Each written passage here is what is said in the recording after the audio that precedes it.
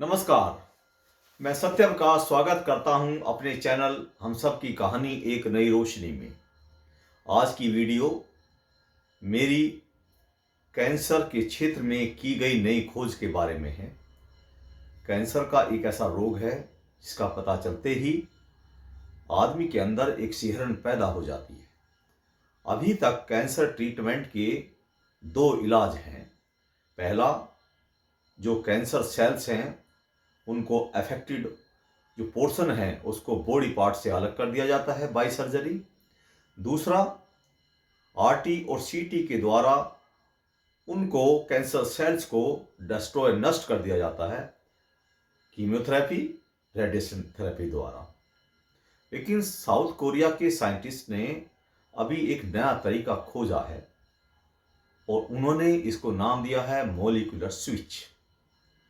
अर्थात जिस समय हमारी हेल्दी या नॉर्मल सेल्स कैंसर सेल्स में बदलती हैं, उसी समय इस मॉलिक्यूलर स्विच के द्वारा इनको रोकने से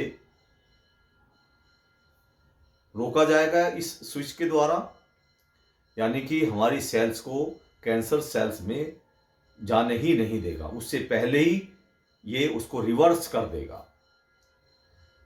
इसको समझने के लिए जो नॉन मेडिकल के लोग हैं, एक छोटी सी एक इसका आधार है।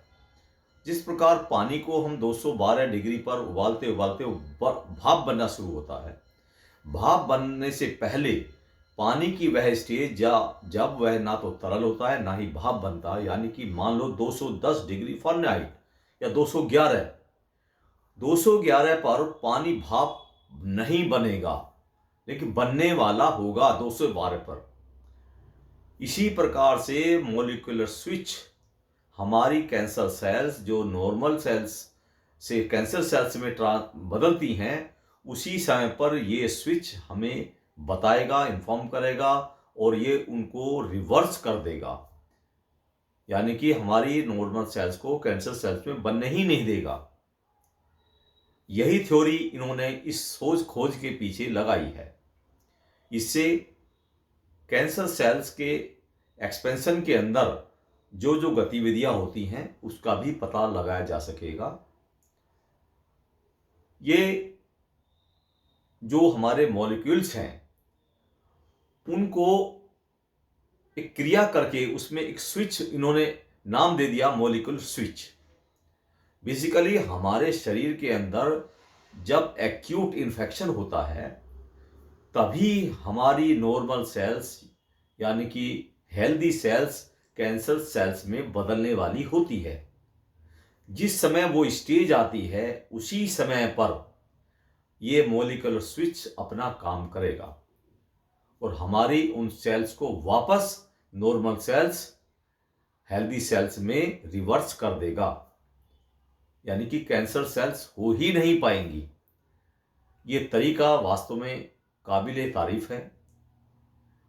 अगर ये तरीका कामयाब होता है तो कैंसर के क्षेत्र में यह तरीका रामबाण सिद्ध होगा। और मेरी तो अपनी पर्सनल राय है कि जिस प्रकार से कैंसर के चिकित्सा के क्षेत्र में हमारे वैज्ञानिक और मेडिकल लाइन के लोग रिसर्च कर रहे हैं, उम्मीद है आने वाले 20 सालों में इसका परमानेंट इलाज जरूर होगा।